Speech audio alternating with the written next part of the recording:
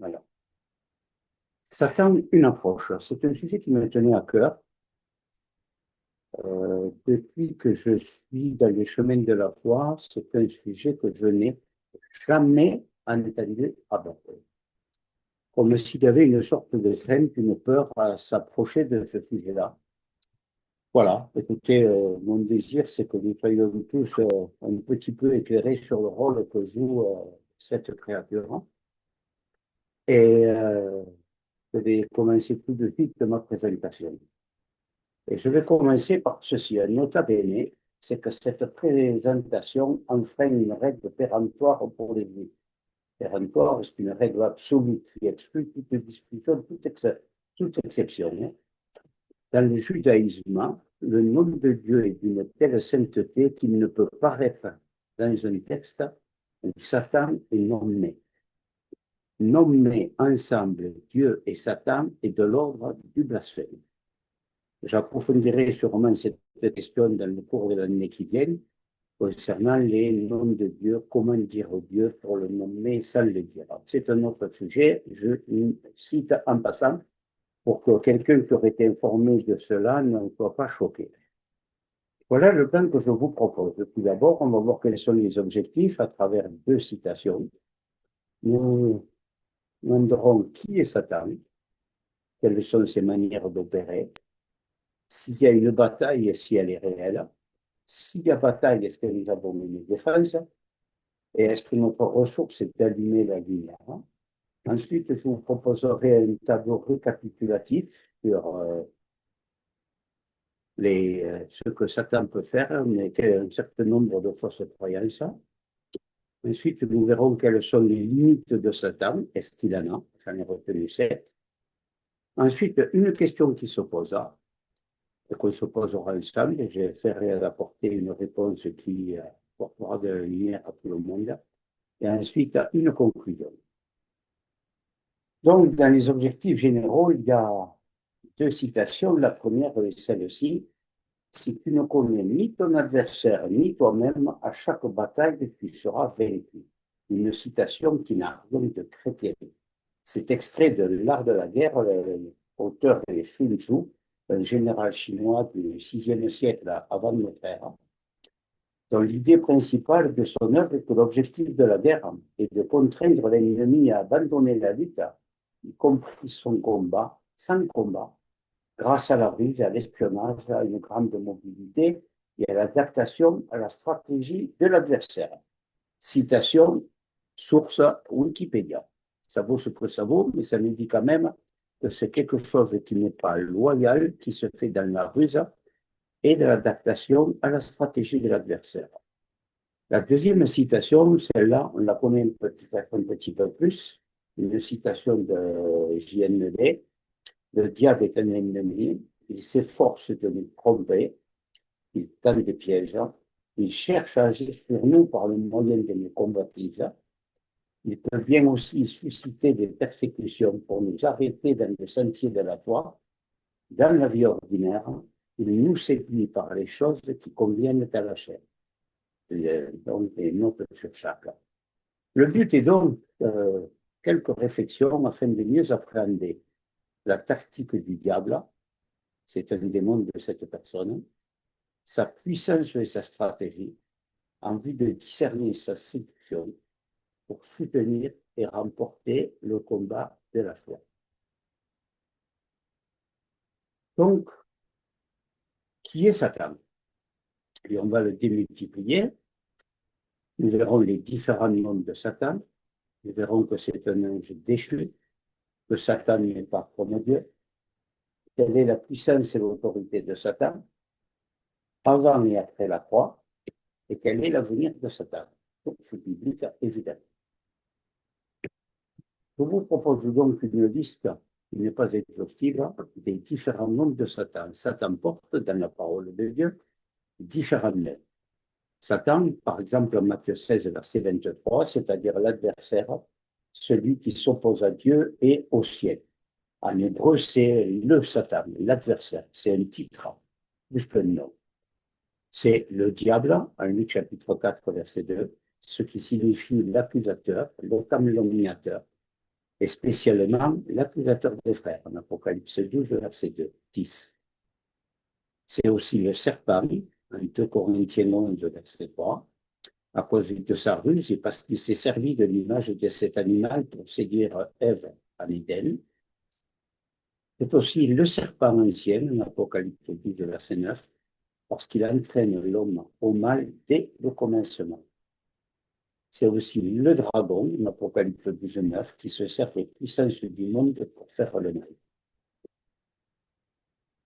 C'est le tentateur, en Matthieu 4, verset 3, l'ennemi, en Matthieu 13, verset 25, le chef de ce monde, en Jean 12, verset 31, le chef de l'autorité de l'air, en Éphésiens 2, verset 2, le Dieu de ce siècle, en 2 Corinthiens 4, verset 4, et le méchant, comme un titre, en 1 Jean 3, verset 12, et Lucifer, en Isaïe 14, verset 12, et Baal-Zébul, en 2 Rois 1 et en Matthieu 25. Tous ces noms nous en disent déjà beaucoup sur ses caractères. Tentateur, ennemi, chef de ce monde, méchant, toute la liste qu'on a pu voir. Mais quelle est sa source, quelle est son origine? Nous allons voir que c'est un ange déchu. En Ésaïe 14 et en Ézéchiel 28, nous allons y revenir, sont deux passages qui révèlent que Satan a été créé par Dieu, sans péché. Il était d'une beauté et d'une intelligence extraordinaire. Insatisfait de son état, son cœur s'est élevé et il a cherché à être semblable au Très-Haut. C'est alors que Dieu l'a précipité loin de lui. En cédant à Satan, sous forme du serpent, Adam et Ève lui ont effectivement transmis leur droit de diriger le monde. C'est pourquoi il est appelé en Jean 12, 31 le prince de ce monde et en Éphésiens 2, verset 2, le chef de l'autorité de l'air. Il exerce sa puissance sur le monde entier. La puissance qui lui a été laissée. C'est un ange déchu. La citation de Ésaïe 14, comment es-tu tombé des cieux, astre brillant, ce qui veut dire Lucifer dans la traduction, fils de l'aurore, tu es abattu jusqu'à terre, toi qui subjuguais les nations. Subjuguer, c'est soumettre par la force, se rendre maître d'eux. Et toi, tu as dit dans ton cœur, je monterai aux cieux, j'élèverai mon trône au-dessus des étoiles de Dieu, et je m'assirai sur la montagne de l'assignation au fond du nord. Je monterai sur les hauteurs des nuits, je serai semblable au Très-Haut. Toutefois, on t'a fait descendre dans le Sheol, au fond de la fosse. Il est évident que celui qui est appelé Lucifer n'est pas un être humain. Les choses qu'il a accomplies sont d'une impossibilité totale pour l'être humain. Il n'y a que le diable qui puisse subjuguer les nations ou qui aurait pu dire « je monterai au ciel ». Ce n'est certainement pas d'un homme dont on dira qu'il est abattu à terre et tel qu'il était écrit ici. Il n'y a aucun homme qui possède un trône pouvant être mis au-dessus des étoiles de Dieu. Dans un message adressé prophétiquement au roi de Babylone plus de 100 ans avant le début du règne du puissant roi Nebuchadnezzar, ces versets montrent l'origine de quelqu'un qui est bien supérieur en puissance. Nous disons dans l'Épître aux Romains, il n'existe pas d'autorité si ce n'est de par Dieu, et celles qui existent sont établies par Dieu. Romains 14, verset 13, verset 1. Cette puissante créature angélique, Lucifer, dont le nom signifie astre brillant, étoile du jour, avait été placé dans la position de pouvoir le plus étendu. Nous voyons néanmoins que le désir de plus de puissance et d'honneur est monté dans son cœur. Créé majestueux, cet être voulait en fait égaler son créateur. 5 fois dans ces versets, nous le voyons annoncer ses projets. Je monterai, j'élèverai, je m'assiérai, je monterai, je serai semblable. Ce sont des défis directs à notre Dieu créateur et à son plan concernant le Seigneur Jésus, qui s'établissait lui-même et que Dieu a élevé au plus haut de la terre. Dans son effroyable propre volonté, Lucifer s'est rebellé contre Dieu. Dans son inimitié contre lui, il a entraîné beaucoup d'autres anges à se rebeller également. Et comme nous ne le savons tous que trop, il a entraîné aussi l'humanité. Il s'appelle désormais Satan, ce qui signifie l'adversaire.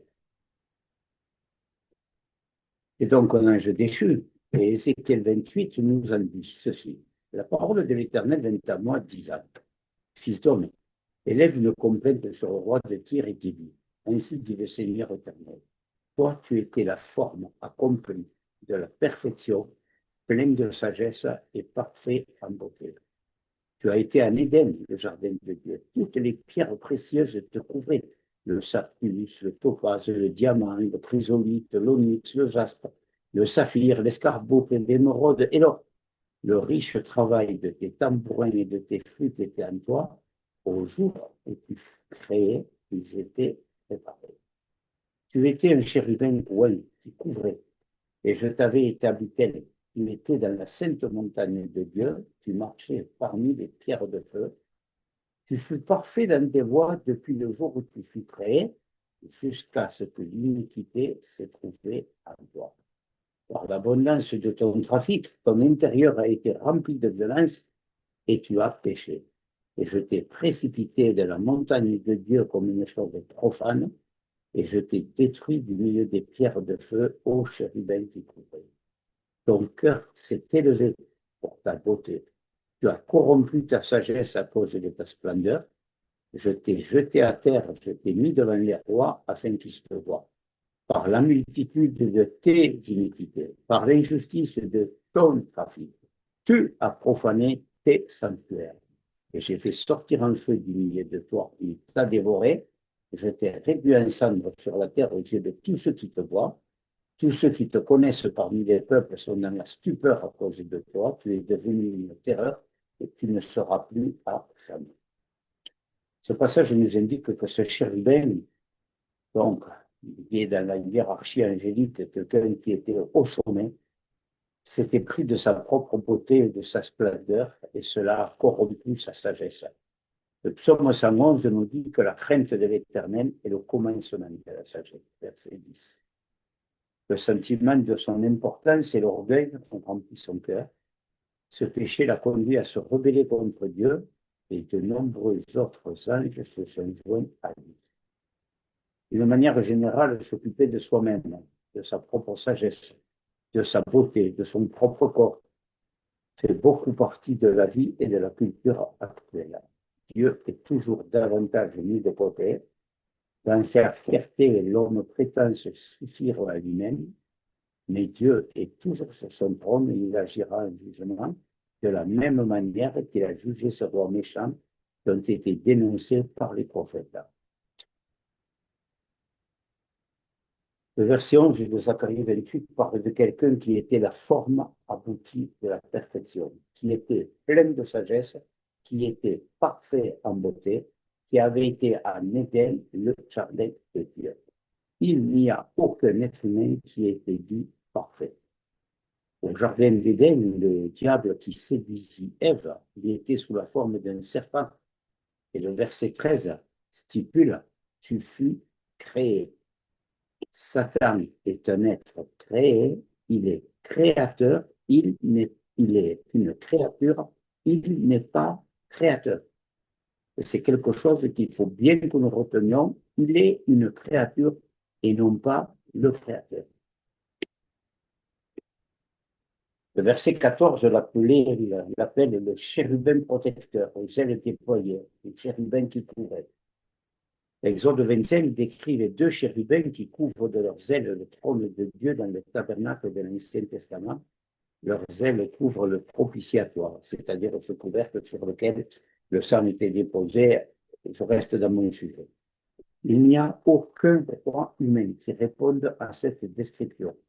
Et la fin du verset 14 que nous venons de lire stipule que ce roi était sur la sainte montagne de Dieu et qu'il marchait au milieu des pierres étincelantes. Ceci décrit l'environnement immédiat autour du trône de Dieu. Le verset 15 stipule que l'iniquité, c'est-à-dire la transgression de la loi, dans la volonté propre, a été trouvée en lui, et le verset 16 dit il a péché. Le verset 16 dit que ce chérubin a été précipité hors du ciel, que Dieu le détruit. Le verset 17 dit que son cœur s'est élevé à cause de sa beauté et que sa sagesse a été corrompue par son éclat. Ce verset se termine par Dieu qui le jette à terre pour le donner un spectacle au roi. Comme le dit Psaume 2 du verset 10, regardez, roi, et soyez intelligents, etc. Lucifer était un être de lumière, un ange de lumière, tout comme ce ministre. Le mot Lucifer signifie porteur ou ange de lumière. Cet être brillant, sage, parfait, créé comme tel, avait par le passé apporté la lumière à tous ceux qui l'entouraient. Mais il s'est rebellé et il a péché, devenant ainsi le prince des ténèbres. Le porteur de lumière, prince des ténèbres. Sa rébellion en a fait quelqu'un de corrompu et de perverti. Bien qu'il possède une grande intelligence, il est devenu littéralement un ange déchu. Déchoir, c'est tomber dans un état inférieur à celui où l'on était. La position de Satan aujourd'hui, selon ce que la Bible nous permet d'en dire, nous dit que ce qu'il est et ce qu'il fait est très en dessous du pouvoir et de l'autorité que Dieu lui avait donné comme étant au sommet de la création. C'est un ange déchu, mais Satan n'est pas comme Dieu. La pensée occidentale fait souvent la distinction entre le monde naturel et le monde surnaturel. Dieu et Satan appartenant au monde surnaturel. La Bible, elle, différencie le Créateur et l'être créé. Dieu est le Créateur et nous sommes des êtres créés. Satan est un être créé au même titre que nous. Il entre dans le projet divin de la création.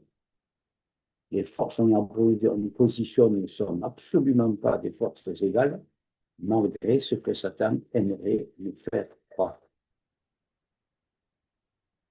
La puissance et l'autorité de Satan ne sont rien ou peu de choses en comparaison de celles de Dieu. On y reviendra plus tard. À la croix, Jésus a complètement désarmé Satan, Colossiens 2,15, ayant dépouillé les autres principautés et les autorités, il les a produites en public, triomphant d'elles en la croix. Affirmation absolument catégorique. Jésus est maintenant bien au-dessus de toute puissance et de toute autorité. Éphésiens 1, 21. Dieu l'a fait asseoir à sa droite dans les lieux célestes, au-dessus de toute principauté, autorité, puissance et domination, et de tout nom qui se nomme, non seulement dans ce siècle, mais aussi dans celui qui est à venir. En fait, Satan est complètement sous le contrôle de Dieu. Jude 6 nous dit, le Seigneur a réservé dans des biens éternels, sous l'obscurité, c'est son domaine, pour le jour du grand jugement, les anges qui n'ont pas gardé leur origine, mais qui ont abandonné leur propre demeure. Et il ne peut dépasser les limites établies par Dieu. Citation de Job 1, verset 12, et l'Éternel dit à Satan, voilà tout ce qu'il a est en ta main, seulement tu n'étendras pas la main sur lui, et Satan sortit de la présence de l'Éternel. Et chapitre 2, verset 6, et l'Éternel dit à Satan, le voilà entre tes mains, seulement épargne sa vie. Nous voyons que Satan, on y reviendra un petit peu plus loin, ne va pas se gêner pour se déchaîner contre Job dans les limites fixées par Dieu. Ce n'est pas lui qui fixe les limites. Avant et après la croix, la terre est devenue le lieu où Satan exerce sans trêve son activité, tout en ayant encore accès dans le ciel pour accuser les hommes, et il est à la tête de la puissance spirituelle de méchanceté qui est dans les lieux célestes. L'Écriture le montre courant ça et là sur la terre, ici promenant, puis venant dans la présence de Dieu avec des accusations et des calomnies, c'est ce que nous dit Job 1. Il agit en opposition permanente contre Dieu, séduit les hommes, les entraîne dans le mal, cherchant à contrecarrer depuis toujours les desseins de la grâce divine en faveur de l'homme coupable. C'est lui qui poussa le monde devant le déluge à la corruption et à la violence. C'est lui qui porta les descendants de Noé à l'idolâtrie et à l'assouvissement de toutes leurs passions. C'est lui qui incita le Pharaon à faire mourir tout fils qui naîtrait parmi les Israélites, et Athalie, fille de Jézabel, à détruire la famille royale de Juda, afin d'anéantir les promesses divines. Mais Dieu a toujours déjoué ses ruses, et la promesse d'un libérateur s'est accomplie en son temps. Jésus-Christ est venu dans le monde.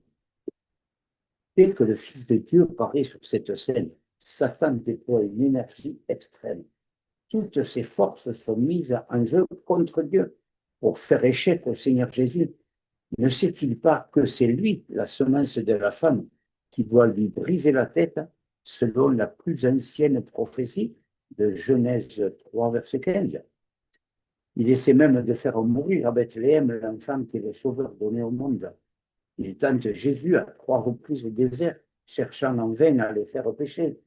À Gethsémane, il livre un dernier assaut en faisant entrevoir à Jésus ce que sera le prix de l'expiation du péché, la colère de Dieu sans aucun aboutissement.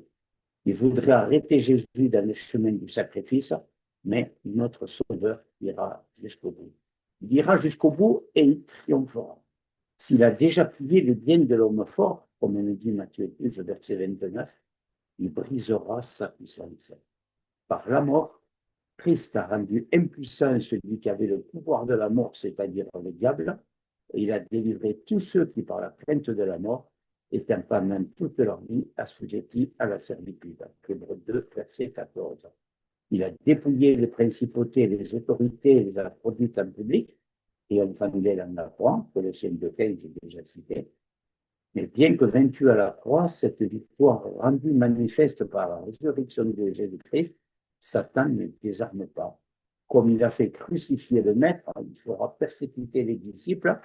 Donc, voit ce qui se passe dans certains pays, c'est bien d'actualité. Et tous ceux qui croient en Jésus, son activité ne se relâche pas. Dès l'aurore du christianisme, il s'empare du cœur d'un Ananias pour le faire mentir à l'Esprit Saint. D'autres encore peuvent propager ou recevoir de fausses doctrines. Et il a continué, et il continue, il ne se repose jamais. Depuis la croix, si Satan est toujours revêtu de dignité, il a perdu toute autorité sur le croyant, il a été rendu impuissant, et si nous lui résistons, il s'enfuira de nous.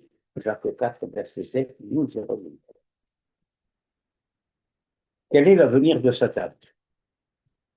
À la suite d'un combat perdu dans le ciel contre l'archange Michel, Satan est jeté sur la terre avec tous ses démons. L'accès aux cieux lui est désormais fermé. Apocalypse 12. L'accusateur des frères, verset 10, ne peut plus exercer son pouvoir maléfique devant Dieu. Sachant son jugement proche dans une grande fureur, il déploie toute sa puissance contre les saints. Ils vont bientôt être délivrés par la venue en gloire du Seigneur, Apocalypse 19. Il est lié pour 1000 ans pendant le millénium, jeté dans l'abîme pour lui ôter tout pouvoir de séduction, selon Apocalypse 20, versets 1 à 3. Au terme des 1000 ans, il sera délié pour un peu de temps pour égarer les nations et les entraîner dans un dernier combat contre les saints et la ville de Jérusalem, Apocalypse 27 à 9. Dans cet ultime combat, Satan est définitivement vaincu. Il est pris, jeté dans les temps de feu et de soufre, situation littérale de la parole, où il subit un tourment éternel. Un tourment éternel. Apocalypse 20, versets 10, 14 et 15. Leur sort est déjà décidé, le sort des démons, lié à celui du maître qu'ils ont choisi de suivre, et c'est quelque chose d'extrêmement solennel et terrible en soi-même, le feu éternel. Allez-vous-en l'un de moi, maudit, dans le feu éternel qui est préparé pour le diable et pour les anges, Matthieu 25, verset 41. Ces redoutables paroles forment le pendant et le contraste du verset 34. Alors le roi dira à ceux qui seront à sa droite, venez, les bénis de mon Père, héritez du royaume qui vous est préparé dès la fondation du monde. Jésus conserve à dessein la même tournure de phrase. et quelques-unes de même terme. Mais il faut remarquer aussi les différences qu'il a voulu. Il ne dit pas maudit de mon Père, mais le feu éternel préparé dès la fondation du monde, mais qui vous est préparé. Ces différences portent avec elles leur profond enseignement. Elles ne font pas remonter la cause de la condamnation des réprouvés jusqu'à Dieu, mais la montrent dans leur propre faute et seuls en portent la responsabilité. Nous avons rappelé ces choses hier à l'église. Les choix que nous faisons auront toujours des conséquences que nous devons assumer. Aller dans la géhenne, dans le feu inextinguible, là où leur ne n'a pas, le feu ne s'éteint pas, Marc 4, 9. La géhenne, c'est le lieu des tourments éternels, qui est différent du Hadès dans le Nouveau Testament et du Sheol dans l'Ancien Testament. Ceux qui ont rejeté le salut en Christ sont dans la demeure temporaire des morts, le Hadès, et ils auront l'état de feu pour destination finale. Et une troisième citation de Luc 16, l'homme riche qui dit je suis tourmenté dans cette place. Le feu éternel, ce n'est pas une vie de l'esprit pour faire peur aux petits enfants, c'est une réalité tellement vécue. Non seulement par celui que nous citons et ceux qui auront suivi, et sûrement aussi par tous ceux qui auront refusé de suivre les appels de la grâce de Dieu. Condamnés non pas parce qu'ils sont pécheurs, mais parce qu'ils sont pécheurs, mais parce qu'ils auront fait le choix de refuser le salut gratuit qui leur a été donné, gratuit parce que payé par un autre, et qui vivront dans l'éternité et l'éloignement de Dieu qu'ils ont choisi de leur vie. En troisième partie, je vous propose les manières d'opérer de Satan. On verra que c'est à travers un réseau organisé d'anges déchus. Satan opère à travers la puissance spirituelle de méchanceté, de l'autorité, des pouvoirs, le maître de ce monde nature. Éphésiens 6 nous dit que notre lutte n'est pas contre le sang et la chair, contre les principautés, contre les autorités, contre les dominateurs de ces ténèbres, contre la puissance spirituelle de méchanceté qui est dans les lieux célestes. Ces termes désignent divers types ou niveaux d'anges déchus, de démons ou esprits maléfiques. La Bible ne détaille pas cette organisation car il ne nous est pas utile de le connaître. Selon les Écritures, il y a eu un jour une insurrection des anges contre Dieu. Certains anges créés par Dieu se sont rebellés contre lui. À deux reprises, le Nouveau Testament parle d'un temps pendant lequel les anges s'en sont pris à Dieu et ont sombré dans la méchanceté. Tout d'abord, 2 Pierre 4, car si Dieu n'a pas épargné les anges qui ont péché, mais les ayant précipités dans l'abîme et les a livrés pour être gardés dans des chaînes d'obscurité pour les vivants, etc. Les anges qui ont péché. Et ensuite, Jude 6, que nous avons déjà cité, il a réservé dans des liens éternels sous l'obscurité pour le jugement du grand jour les anges qui n'ont pas gardé leur vie. Ils ont donc agi de manière à provoquer la venue du jugement de Dieu sur eux. Mais l'Esprit dit expressément que dans les derniers temps, quelques-uns abandonneront la foi pour s'attacher à des esprits séducteurs et à des doctrines de démons. Timothée 4, verset 1. Parce que ces anges démoniaques peuvent essayer d'influencer nos pensées. Et je vous propose 3 exemples bibliques de l'influence de Satan sur les pensées. Satan se leva contre Israël et incita David à dénombrer Israël. Non, il y a une coquille. 1 Chronique 21, verset 1. Pendant le souper, alors que le diable avait déjà mis dans le cœur de Judas Iscariote, Simon, le fils de Simon de Lembré, etc., Jérémie 13, verset 2, Pierre lui dit, Ananias, pourquoi Satan a-t-il rempli ton cœur, que tu aies menti sans au Saint-Esprit et que tu aies mis de côté une partie du prix de la terre, nous connaissons cette scène. Le père du mensonge règne donc sur ce monde en aveuglant l'intelligence, c'est-à-dire la capacité de comprendre des situations et en influant la pensée des croyants. On n'est pas à l'abri. C'est une nécessité d'allumer la lumière. On va le voir tout à l'heure. Il utilise aussi la tentation, l'accusation, la tromperie. Considérons la vie chrétienne comme une course. Le diable ne peut rien faire pour nous barrer le chemin et nous empêcher de réaliser ce que Dieu attend de nous. Mais nous entendons les cris du public. On veut nous distraire. Viens voir par ici, viens chercher ça, tu te sentiras mieux, personne n'aura besoin de le savoir. Tu sais que tu en as envie. Ou alors, ou bien se nous lance des accusations. Encore raté, espèce de bonne rien de chrétien. Tu devrais abandonner et tout laisser tomber. Et on ne se gêne pas pour nous mentir, excusez-moi, mais tu cours dans le mauvais sens, la ligne d'arrivée est de l'autre côté. Si on nous tente, nous le savons. Si on nous accuse, nous le savons aussi.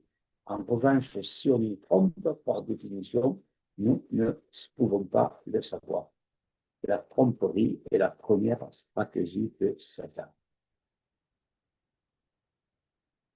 Il y a un autre accès, c'est filtre par les portes d'accès au péché. En tant que chrétien, on a besoin de veiller. La parole nous présente plusieurs domaines dans lesquels nous pouvons ouvrir une porte à Satan. Éphésiens 4, 26, 27 dit que si nous ne réglons pas rapidement notre colère, nous donnons accès au diable dans notre vie. Mettez-vous en colère et ne péchez pas, que le soleil ne se couche pas sur votre habitation et ne donnez pas occasion au diable. En 2 Corinthiens 2, versets 10 et 11, alors à qui vous pardonnez, je pardonne aussi. Ce que j'ai pardonné, si j'ai pardonné quelque chose, c'est à cause de vous en présence du Christ, afin de ne pas laisser à Satan l'avantage sur nous, car nous n'ignorons pas ses décès. Le non-pardon ouvre un accès à l'ennemi dans nos vies. La tromperie, le non-pardon.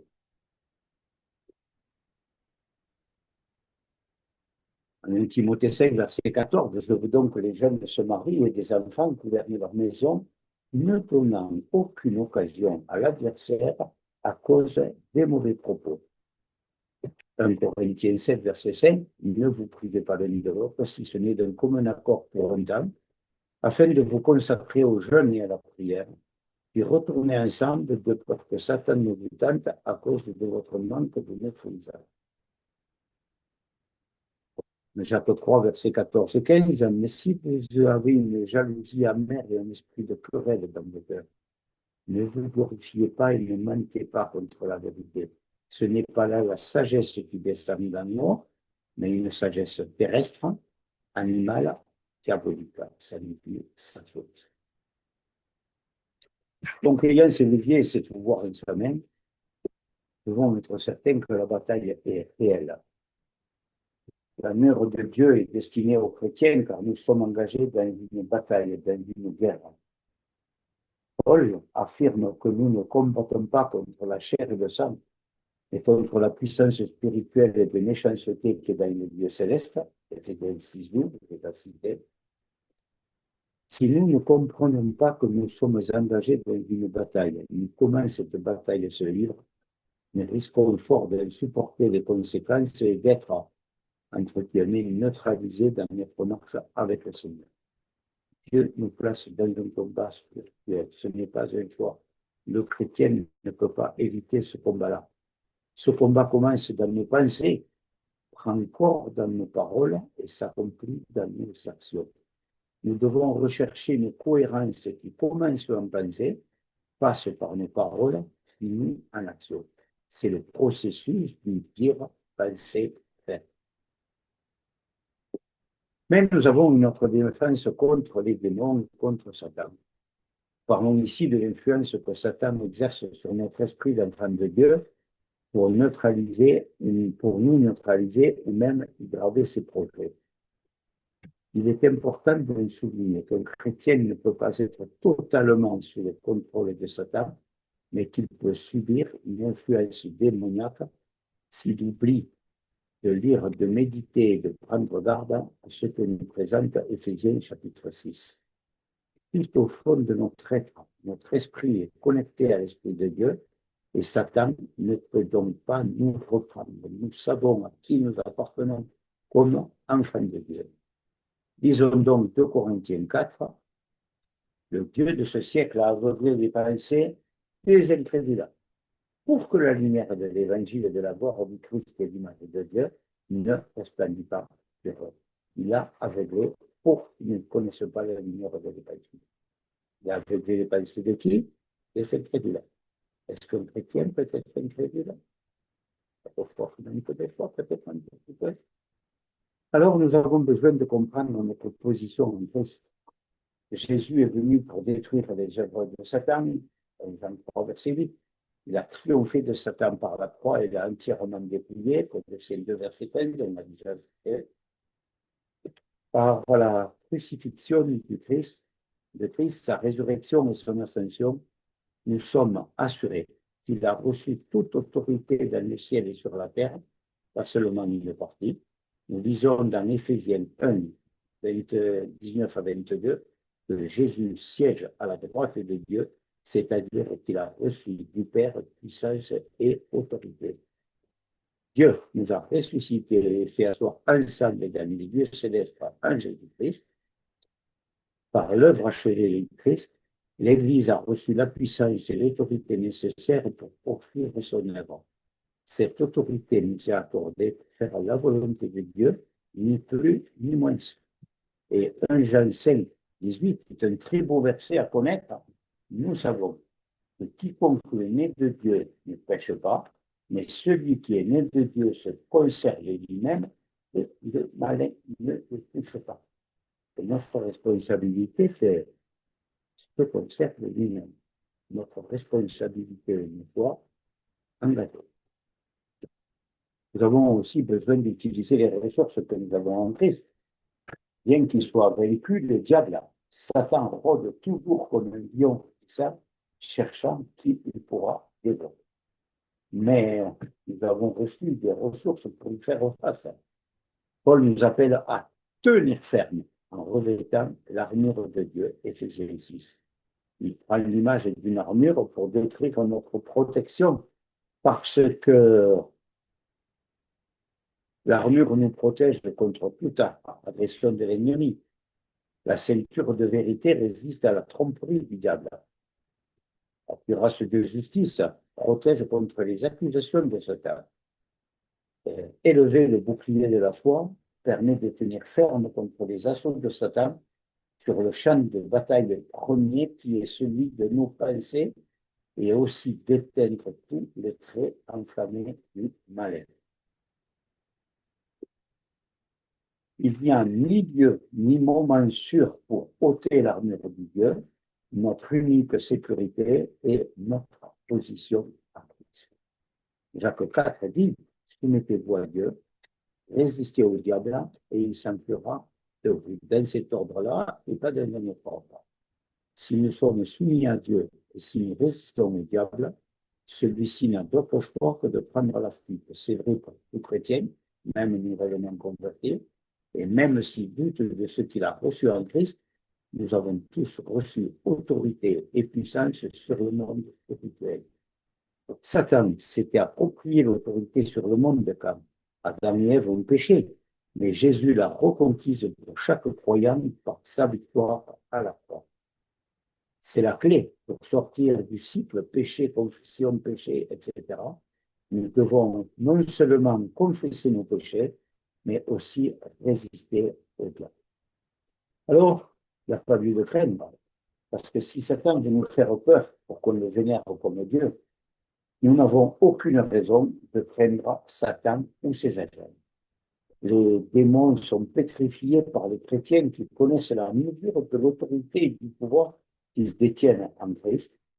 Le monde spirituel est rempli de démons comme le monde naturel est rempli de microbes. Quand les médecins ignoraient l'existence des microbes, ils ne stérilisaient pas leurs instruments, ils ne désinfectaient pas les mains et les patients mouraient. Les chrétiens qui n'ont pas conscience de la bataille spirituelle ne comprennent pas l'importance de revêtir l'armure de Dieu et d'amener toute pensée captive à l'obéissance de Christ. Corinthiens 10, verset 5.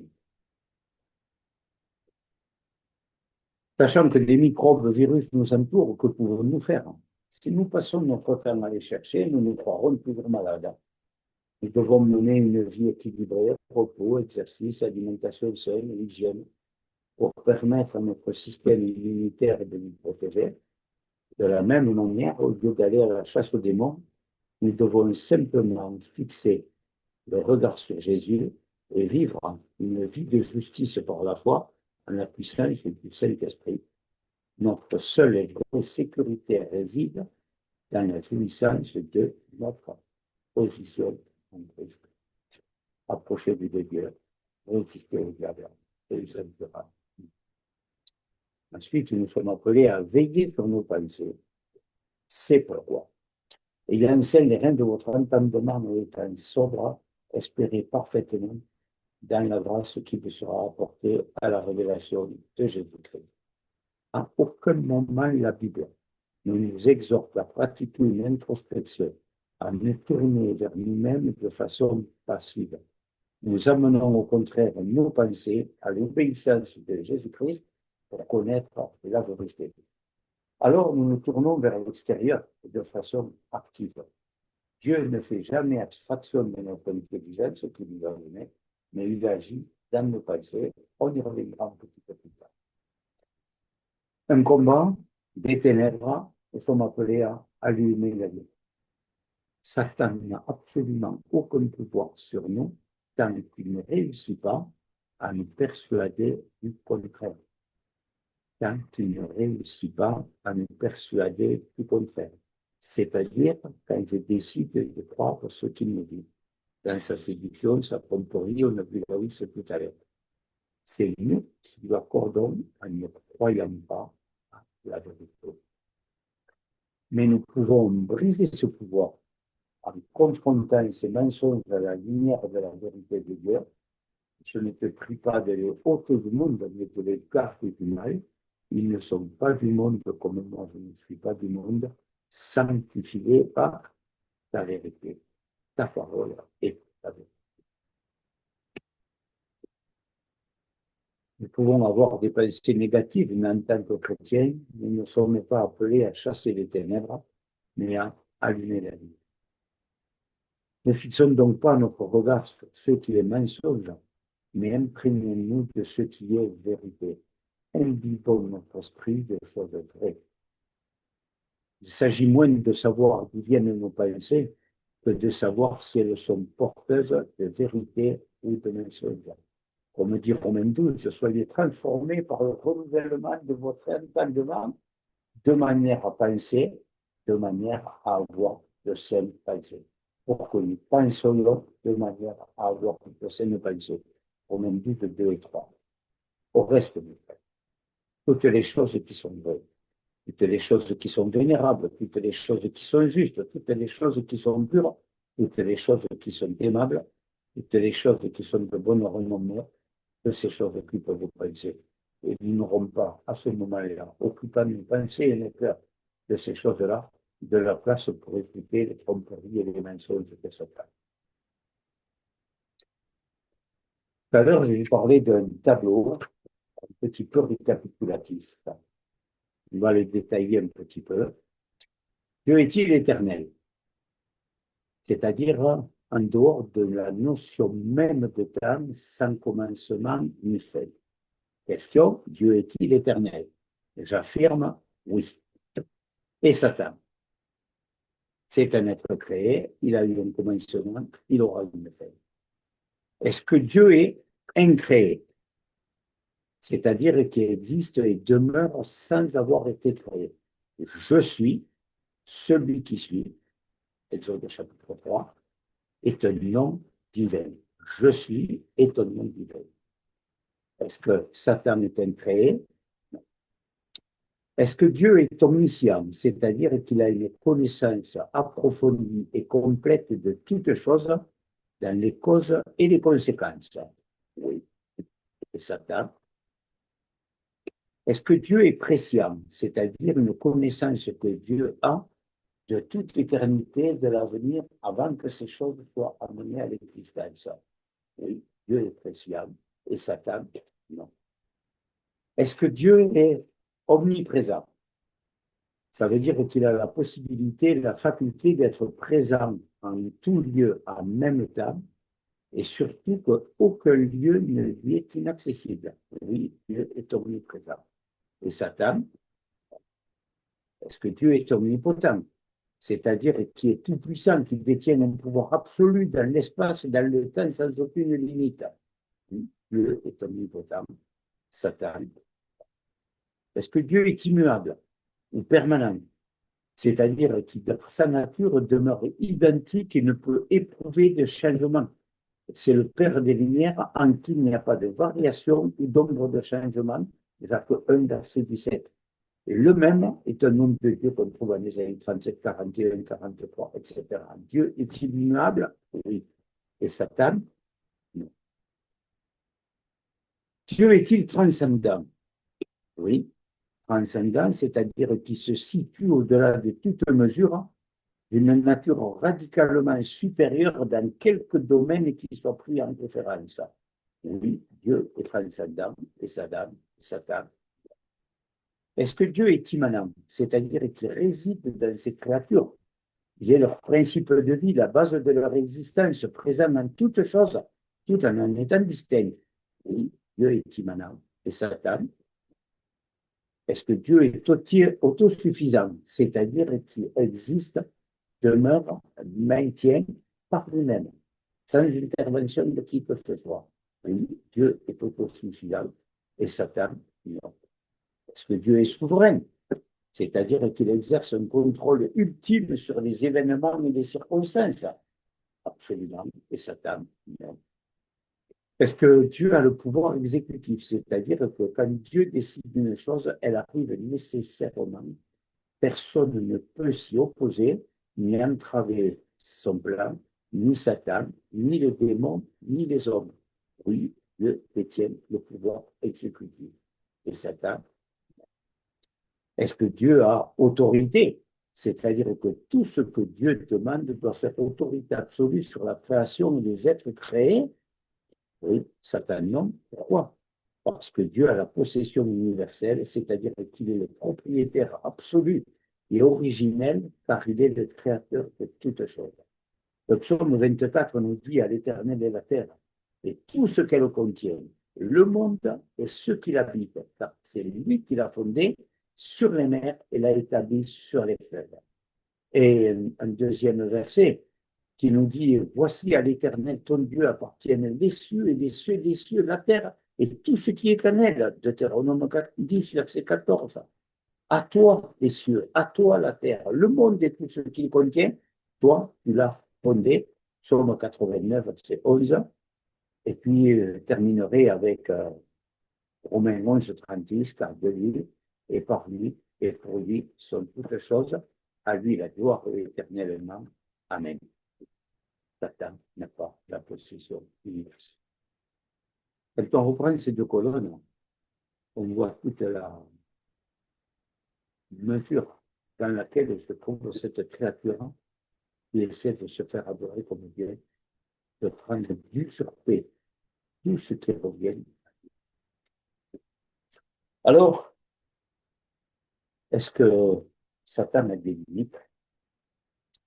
Bien, je vous en propose 7. Je relève 7 limites. Et qu'il est limité par le contrôle de Dieu.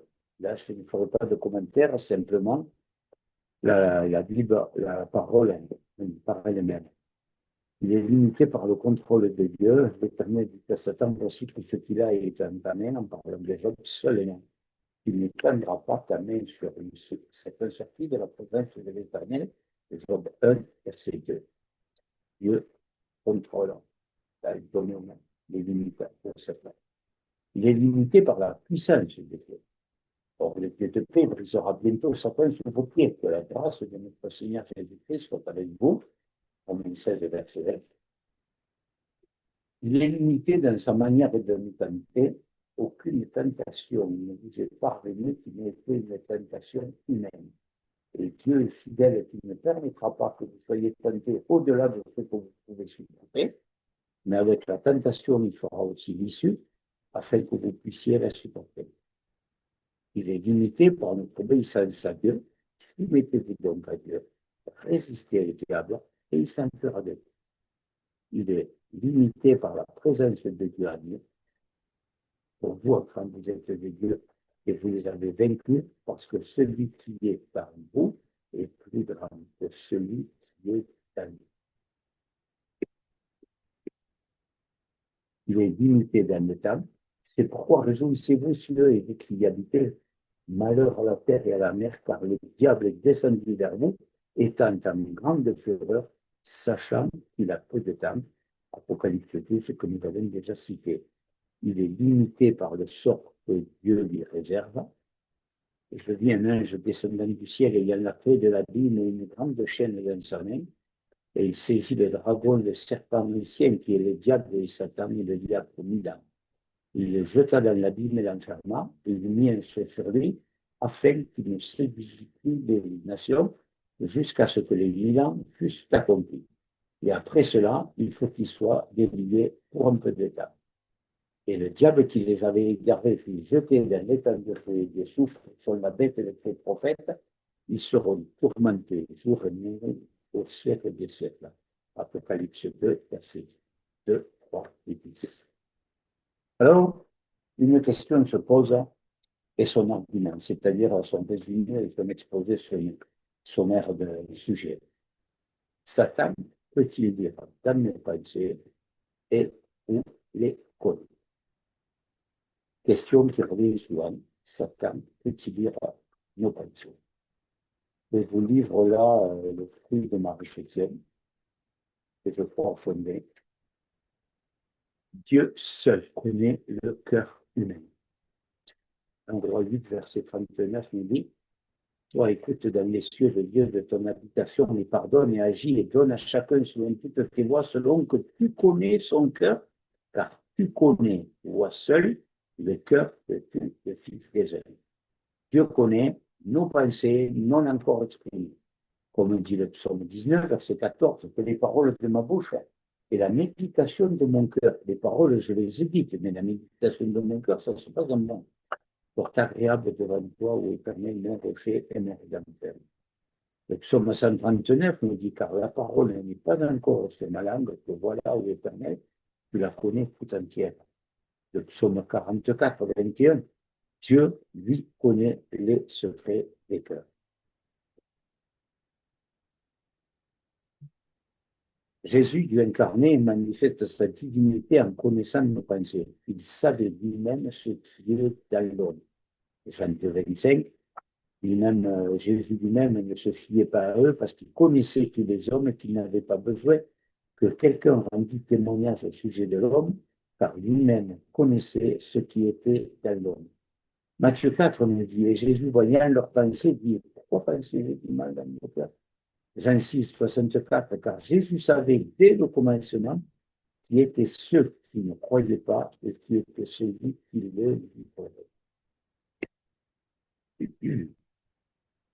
La puissance de Satan est limitée. Il ne connaît pas l'avenir dans le détail. Dieu seul le connaît. Et Isaïe 46 me dit, car moi je suis Dieu, il n'y en a pas d'autre. Je suis Dieu, il n'y en a point comme moi, déclarant dès le commencement ce qui sera à la fin et d'ancienneté, ce qui n'a pas été fait. Disant, mon conseil s'accomplira, je ferai tout mon bon plaisir, appelant levant un oiseau de proie d'un pays lointain l'homme de mon conseil. Oui, je le dis, et je ferai que cela arrivera. Je me le suis proposé et je l'effectuerai. Il ne connaît pas l'avenir, Dieu seul le connaît, ni le jour du retour de Jésus-Christ que Dieu seul connaît, selon ce que nous dit Marc 13, verset 32. Mais quant à ce jour-là ou à l'heure, personne n'en a connaissance, pas même les anges qui sont dans le ciel, ni même le Fils, mais le Père. C'est catégorique. Ensuite, là, Satan ne peut connaître les pensées des hommes. Oh, qu'est-ce que tu dis, Michel? Oui. Daniel 2, versets 27 et 28. Daniel répondit devant le roi et dit, le secret que le roi demande, les singes, les enchanteurs, les devins, les augures, n'ont pas l'indiquer au roi, mais il y a un Dieu dans les cieux qui révèle les secrets et qui fait savoir au roi Nebuchadnezzar ce qui arrivera à la fin de Dieu. Nebuchadnezzar, prépare-toi. Satan ne peut pas connaître les pensées des hommes.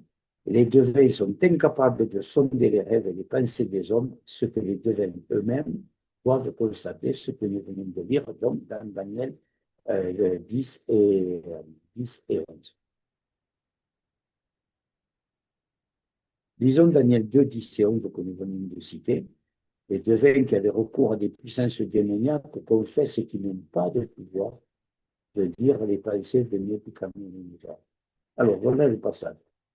Les Chaldéens répondirent devant le roi et dirent, il n'existe pas un homme sur la terre qui puisse indiquer la chose que le roi demande.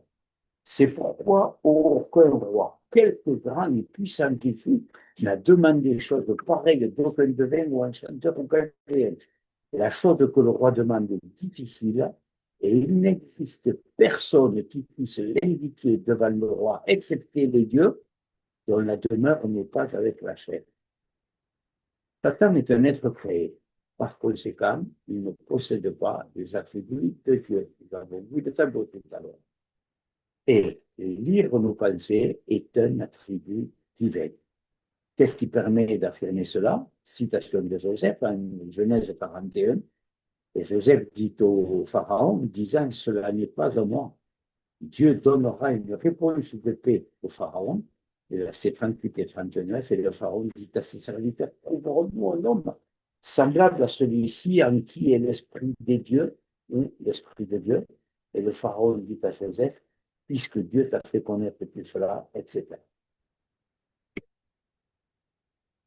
Il est évident que les démons sont en excellente position pour comprendre ce qui nous préoccupe, car ils peuvent nous observer de l'extérieur. Ils savent précisément ce que nous lisons, ce que nous regardons. Ils entendent nos conversations, y compris nos prières. Ils voient comment notre corps réagit. Ils entendent même nos mots les plus privés et sont sans doute doués quand il s'agit de lire les expressions sur nos visages. Ils peuvent nous observer quand ils en ont envie, alors même que personne ne peut nous voir. Alors, quand ils nous entendent et quand ils voient comment et de quoi nous remplissons notre esprit, les démons ont une bonne idée de ce qu'il y a de mieux à faire pour essayer de nous tenter. Et je crois qu'il y a une activité démoniaque qui consiste à nous distraire pendant la prière. Mais dans cette situation, il ne leur est pas nécessaire d'être capable de lire dans nos pensées. Qu'est-ce que je veux dire par là? Nous avons tous expérimenté que quand nous voulons réaliser ce que nous dit Matthieu 6, verset 6, quand tu veux prier entre dans ta chambre et ton âme qui est dans le secret, ton Dieu qui t'attend dans le secret, à ce moment-là, notre esprit trouve une multitude de choses à faire, à penser, à réaliser, du moment que nous n'entendons pas dans la prière. Et un père d'hiver disait que c'est le combat que nous mènerons toujours jusqu'à la fin de notre vie, le combat de la prière. Toutefois, les démons sont-ils capables de lire dans nos pensées à proprement parler? Dieu seul peut comprendre exactement ce que nous pensons, lui qui nous a créés. Il est le seul juge, le seul qui sait tout, qui connaît tout et qui voit tout en nous. Et en ce qui me concerne, je trouve très réconfortant de savoir que l'ennemi de mon âme n'a pas accès à mon esprit. Cela m'apporte une petite bouffée d'air et me soulage. 2 Corinthiens 10 nous dit, car les armes de notre chair ne sont pas charnelles, de notre guerre, pardon, ne sont pas charnelles, mais puissantes par Dieu pour la destruction des forteresses, détruisant les raisonnements et toute hauteur qui s'élève contre la connaissance de Dieu et amenant toute pensée captive à l'obéissance. Lorsque nous verbalisons nos prières à haute voix, que nous nous exprimons avec des mots audibles, nous donnons forme et expression aux armes de la guerre spirituelle. Alors, cette question. Satan m'écoute, tout comme les anges, mais les démons écoutent aussi. Satan peut discerner le sens général de nos pensées par les paroles que nous prononçons. Il peut toujours frapper à la porte, hurler tant qu'il veut et crier ses accusations, mais s'il n'est pas en mesure d'envahir mon esprit est lié à mon cerveau est une partie de mon corps, et mon corps est le temple du Saint-Esprit. Parce que c'est là que réside le Saint-Esprit. Et croire que Satan peut accéder à mon esprit, c'est un contresens, c'est une contre-vérité. Et Matthieu 6 nous dit, quand tu pries, entre dans ta chambre et enferme ta porte, prie ton Père et qui demeure dans le secret. Et ton Père et qui voit dans le secret, 2 fois dans la même ligne, ça fait beaucoup de récompense. Alors, Satan et ses démons peuvent-ils lire nos pensées? La réponse que j'apporte est celle-ci.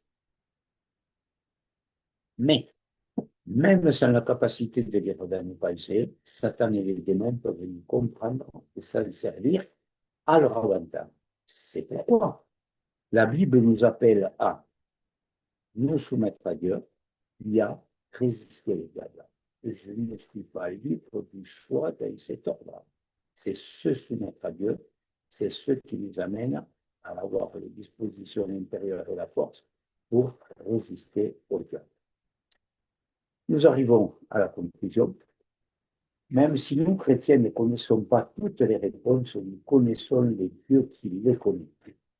Et nous savons que c'est pour ceci que le Fils de Dieu a été manifesté, afin qu'il détruisît les œuvres du diable. Et ça, nous le savons. Nous savons aussi qu'ayant dépouillé les principautés, les autorités, les a produites en public, triomphant d'elles à la croix. Est-ce que c'est vrai ou est-ce que ce n'est pas vrai? Quelle est la réponse que j'apporte à cette affirmation? Cela va conditionner toute la suite de mon acceptation du combat chrétien ou pas. Et beaucoup de chrétiens, malheureusement, restent dans le doute, dans l'incertitude à l'égard des choses qui sont les piliers de la foi. Satan est actuellement vaincu, c'est ce que nous dit Éphésiens 6, et il sera bientôt définitivement vaincu, parce que Romains 16, verset 20, que nous avons déjà cité, les dieux de paix, il sera bientôt Satan qui le pire. Mais en attendant, il rôde comme un lion rugissant, cherchant qui déverrait. Mais à la mort de Jésus, ses crocs ont été limés, et au retour de Jésus, il sera abattu. En attendant, il étale ses ravages dans les limites fixées. C.S. Lewis, dans le livre La tactique du diable, dit au sujet du diable et de ce démon, les hommes peuvent commettre 2 erreurs. Elles sont diamétralement opposées, mais aussi graves l'une que l'autre. L'une consiste à nier leur existence, l'autre à y croire, mais à leur porter un intérêt excessif et malsain. Et comme tout ce qui concerne notre vie chrétienne, nous avons besoin d'un équilibre. Ni nier leur existence, ce qui est fait, ni voir le diable, parce que tout à l'heure j'ai trébuché dans l'escalier, c'est la faute du diable, et j'ai tombé mon stylo, c'est la faute du diable. Il y a quelque part où on a besoin de vivre dans le renouvellement de notre intelligence pour penser de manière à avoir de saines pensées, remettre douce, sauf erreur, et être dans un équilibre spirituel. Alors, termine par 3 impératifs et 2 promesses. Soumettez-vous donc à Dieu, résistez au diable, et il s'enfuira de vous. Approchez-vous de Dieu, et il s'approchera. Nous avons 3 impératifs. C'est une méthodologie de la vie chrétienne et une promesse. Soumettez-vous donc à Dieu, résistez au diable, approchez-vous de Dieu. Et nous avons 2 promesses. Satan, le diable s'enfuira de vous, et Dieu s'approchera de vous. Et je termine avec le vieux cantique de la Réformation qui est peut-être ni nouveau ni moderne, mais Martin Luther affirme avec raison, c'est un rempart que notre Dieu, une invincible armure, notre délivrance entre Dieu, notre défense sûre. L'ennemi contre nous redouble de courroux, vaine colère, que pourrait l'adversaire, l'Éternel, détruire? Que les démons forgent des fers pour accabler l'Église, Sion brave les enfers, ton rocher acide. Constant dans son effort, en vain, avec la mort, Satan conspire. Pour ruiner son empire, il suffit d'un mot de fer.